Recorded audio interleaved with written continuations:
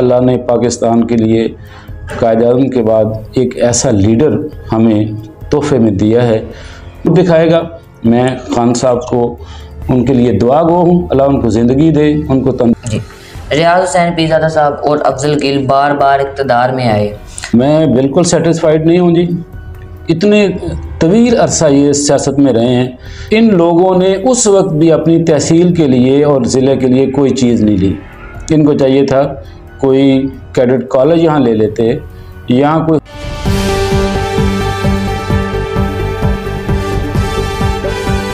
Hello guys, अस्सलाम वालेकुम। I am your host Hamza Khalid and welcome to my channel gold star Hamza Khalid. तो guys, Hamza Khalid तो फिर आपकी खिदमत में एक नई वीडियो लेकर हाजिर हुआ। तो गाइस, आज हमारे साथ मौजूद है तहसील प्रेसिडेंट ऑफ पीटीआई हासिलपुर, यानी कि हमारे साथ आज मौजूद है जमशेद नईम कमर साहब। आज हम इनसे कुछ सियासी गुफ्तगू करेंगे और इनके हाल चाल पूछेंगे। अंकल जी अस्सलाम वालेकुम। जी वालेकुम अस्सलाम। How are you uncle? जी अल्हम्दुलिल्लाह ठीक ठाक। अंकल जी, सियासत में आप कब आए? ये सियासत में असल में स्टूडेंट पॉलिटिक्स तो 93 से बाकायदा तौर पे कॉलेज से स्टार्ट किए यूनिवर्सिटी में, और चूँकि रियल पॉलिटिक्स होती भी जो स्टूडेंट पॉलिटिक्स से सीखते हैं बंदे, तो शुरू किया बाकायदा तौर पे। जो यहाँ पर जमात सिस्टम है उसमें मैंने 2016 में बाकायदा तौर पे पीटीआई को ज्वाइन किया। आपकी क्वालिफिकेशन क्या है? मेरी डबल MA है। आपका कोई कारोबार भी है या क्या ओनली सियासत करते हैं आप? स्कूल्स हैं मेरे 3-4 प्राइवेट, और पेट्रोल पंप्स हैं 2 जी। इस तरह साथ कोई ज़िम्मेदारा भी चल रहा है। पाकिस्तान तहरीक इंसाफ आपने कब ज्वाइन की? ये 2016 में। 2016 में। तो कैसा रहा आपका सफ़र?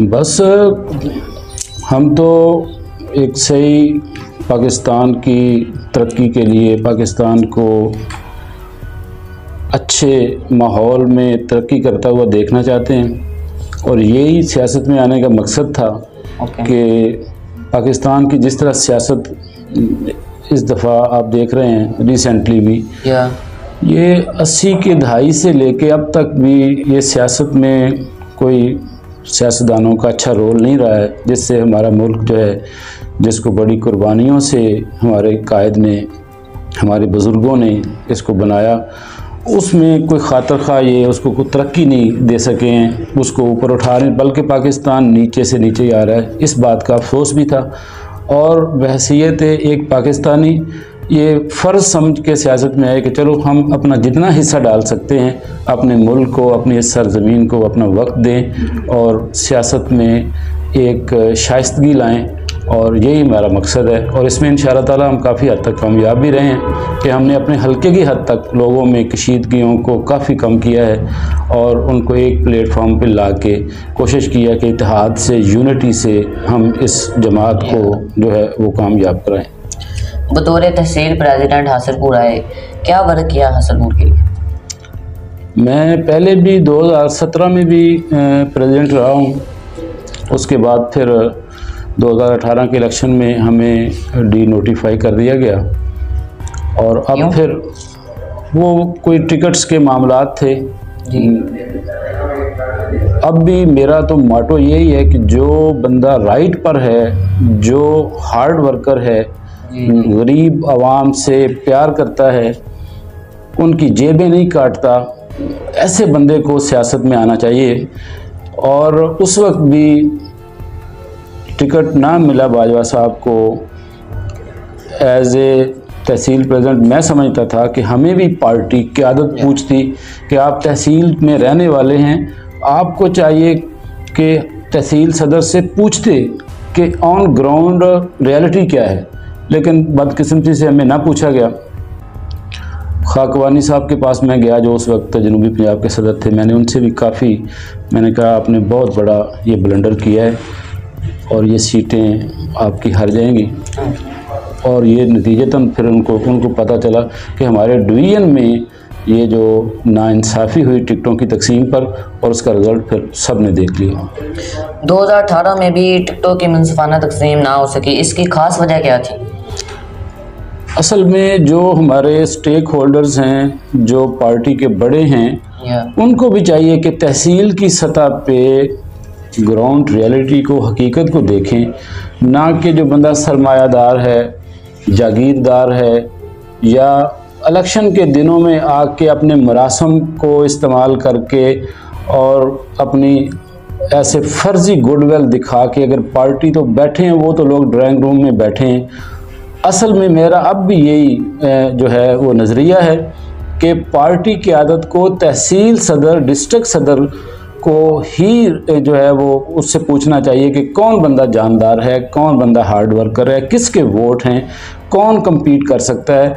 तो इंशाल्लाह ताला अगर हमसे अब भी पूछा गया तो अपनी पार्टी को इंशाल्लाह पूरी ईमानदारी से, ऑनेस्टली अपनी राय ज़रूर देंगे। हासिलपुर में MP के 6 से 5 उम्मीदवार हैं, जिनमें से तोती खलील अहमद बाजवा, कामरान खालिद और ज़ैन अली बुखारी। किसको मजबूत समझते हैं आप? सारे उम्मीदवार और भी हैं और हर बंदे का, बीइंग पाकिस्तानी, हर बंदे का हक है कि वो कंटेस्ट कर सकता है। सभी हमारे भाई हैं, हमारे PTI के दोस्त हैं। ये खुशी की बात है, इसमें कंपटीशन होना चाहिए, लोगों को भी चाहिए इसमें भरपूर हिस्सा लें। पार्टी को चाहिए कि जो लोग हिस्सा लेना चाह रहे हैं, कंटेस्ट करना चाह रहे हैं इलेक्शन में, उनकी वर्थ देखें, उनके वोट देखें, उनकी मेहनत देखें। और पार्टी को चाहिए कि गैर जानबदाराना, मैं नहीं समझता कि कोई सिफारिश सिस्टम चल जाए या लोगों के जहन में अगर कोई पार्टी फंड 2 करोड़ 5 करोड़ दे आया है।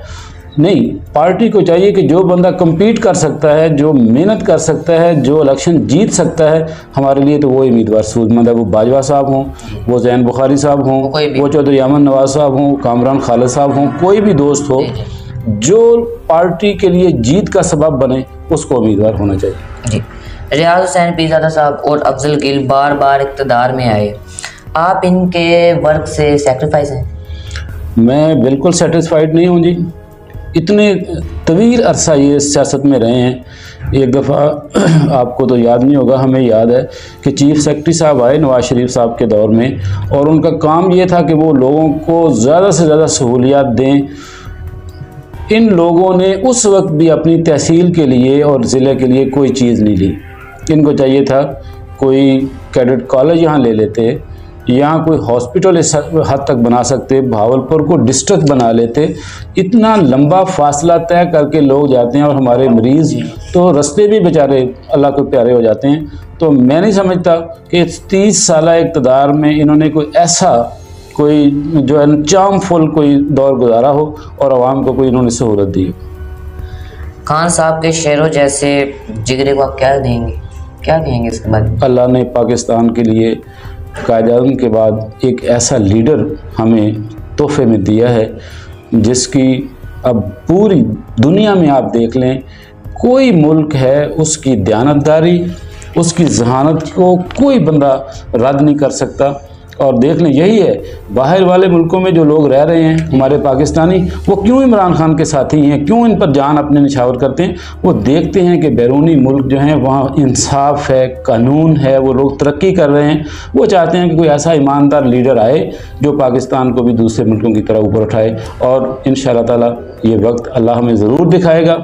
मैं खान साहब को उनके लिए दुआ गो हूँ, अल्लाह उनको ज़िंदगी दे, उनको तंदुरुस्ती दे और वो एक दफ़ा फिर पाकिस्तान के वज़ीर-ए-आज़म बन के इस मुल्क को बहुत ऊपर ले जाए। Thank you so much uncle for taking precious time. So guys, आपने देखा कि हमने इनसे सियासी गुफ्तगू की, उन्होंने सियासी जवाब भी दिए और आपने सुनिए। हमजा खालिद को इजाज़त दी है। अल्लाह हाफिज़।